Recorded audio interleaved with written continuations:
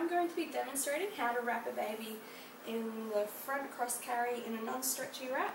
There are plenty of basic demos out there, but today I'm going to be giving you a more detailed demo with a collection of tips that I've learned over the years to get that wrap perfected in the end.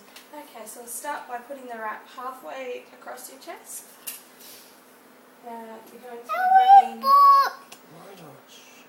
one across over your shoulder, keeping the back straight. To keep it straight, just pull the top bit and pull the bottom bit.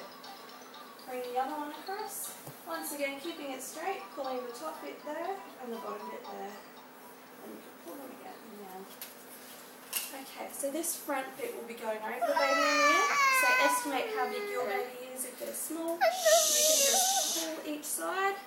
If your baby is a little bit older and bigger, just pull it out a bit. If you've got a stretchy wrap, you can pretty much just pull it in as tight as it goes. If it's very stretchy, because it'll go, just pull out in the end. Okay, so thinking about my baby, I'm just going to pull it out a little bit. And with any wrap, it's good to get that top bit of the front pocket firmer. That'll keep it nice and secure in the end. So to get that top bit firmer, you pull the inside bit of each panel. Okay. So for the top bit, pull that inside panel.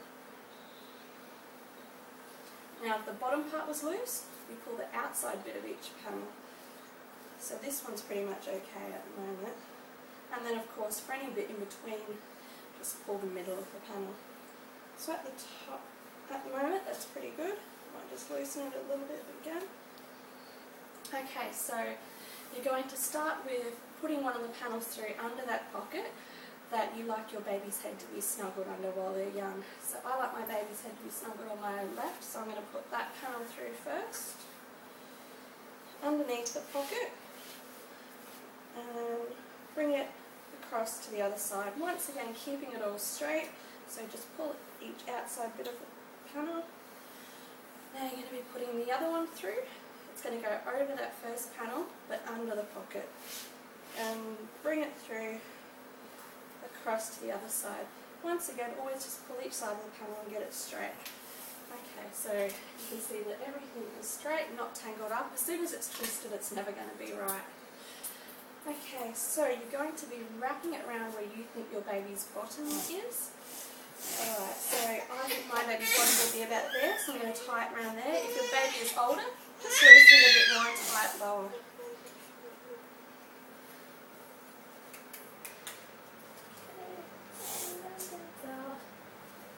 Alright, now in a stretchy wrap you don't really need to allow much room, just tie it round.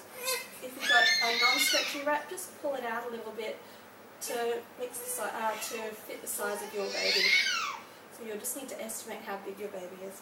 So at the moment I'm going to tie it where my baby's bottom's going to be.